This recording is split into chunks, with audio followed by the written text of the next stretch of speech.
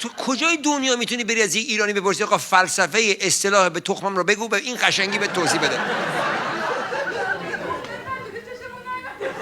تا حالا وقت قیافه تخم جلوی چشم شما نیومده بود؟ بمیرم برات که قیافه تخم یادت رفته. شما هم ادای این تنگا رو در نیار. باشه دیگه وقت شوهر دادن شد، حالا که دیگه یادت رفته.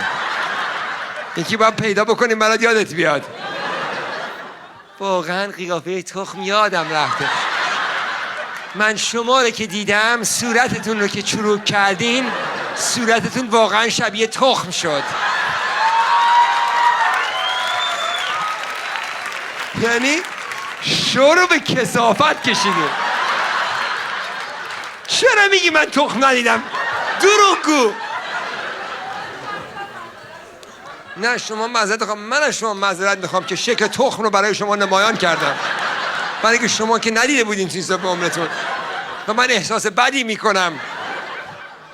چقدر جدا کردی از هم دیگه. اینا تو یه کیسن، برای که وارد نیستی دارم به توضیح میدم.